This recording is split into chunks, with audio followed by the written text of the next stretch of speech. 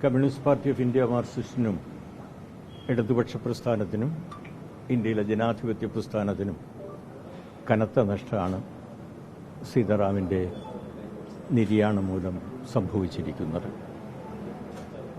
ഞാൻ ആദ്യമായി സീതാറാമിനെ കാണുന്നത് 1979 45 വർഷങ്ങൾക്ക് മുമ്പ്. അന്ന് അദ്ദേഹം അഖിലേന്ത്യാ വിദ്യാർത്ഥി ഫെഡറേഷൻ്റെ അഖിലേന്ത്യാ ജോയിന്റ് സെക്രട്ടറിമാരിൽ ഒരാളായിരുന്നു. അന്ന് പാർട്ടിയുടെ കേന്ദ്ര കമ്മിറ്റി ഡൽഹിയിൽ വെച്ച് ഒരു രാഷ്ട്രീയ ക്ലാസ് സംഘടിപ്പിച്ചിരുന്നു.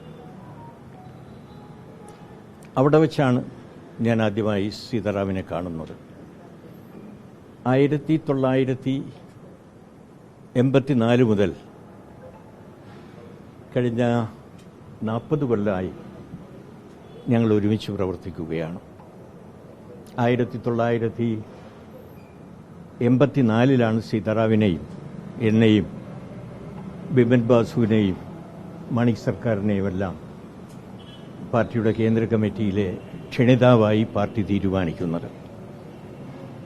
1985 കൽക്കത്തയിൽ വെച്ച് ചേർന്ന പാർട്ടിയുടെ കോൺഗ്രസിൽ ഞങ്ങളെയെല്ലാം കേന്ദ്ര കമ്മിറ്റി അംഗമായി തെരഞ്ഞെടുക്കുകയുണ്ടായി.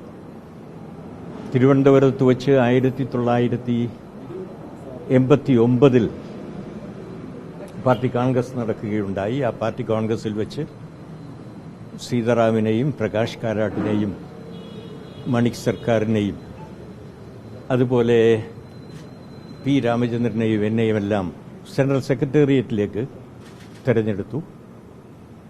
1992 ഞങ്ങളെയെല്ലാം പാർട്ടി പോളിറ്റ് ബ്യൂറോയിലേക്ക് നിശ്ചയിക്കുകയുണ്ടായി. അങ്ങനെ 92 മുതൽ കഴിഞ്ഞ 30 കൊല്ലക്കാലം ഞങ്ങൾ ഒരുമിച്ച് പോളിറ്റ് ബ്യൂറോയിൽ പ്രവർത്തിച്ചു. സീതാറാം ഇപ്പോൾ പാർട്ടിയുടെ ജനറൽ സെക്രട്ടറിയായി 2015 ചുമതലയേറ്റെടുത്തു. മാർക്സിസം സംബന്ധിച്ചുള്ള അത്യഗാധമായ അറിവ് അദ്ദേഹത്തിനുണ്ട്. നമ്മുടെ രാഷ്ട്രീയ പ്രശ്നങ്ങൾ സംബന്ധിച്ചുള്ള അത്യഗാധമായ അറിവുണ്ട്. സാർവദേശീയ പ്രശ്നങ്ങൾ സംബന്ധിച്ചും അത്യഗാധമായ അറിവാണ് അദ്ദേഹത്തിനുള്ളത്. അദ്ദേഹത്തിൻ്റെ നിര്യാണം കമ്മ്യൂണിസ്റ്റ് പാർട്ടി ഓഫ് ഇന്ത്യ മാർക്സിസ്റ്റിനെ സംബന്ധിച്ചിടത്തോളം വലിയ നഷ്ടമാണ്. കമ്മ്യൂണിസ്റ്റ് പാർട്ടി ഓഫ് ഇന്ത്യ മാർക്സിസ്റ്റിന് മാത്രമല്ല,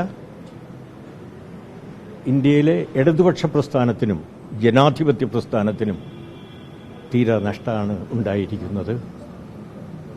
അത് മറ്റൊന്നും വിവരിക്കാനാവില്ല.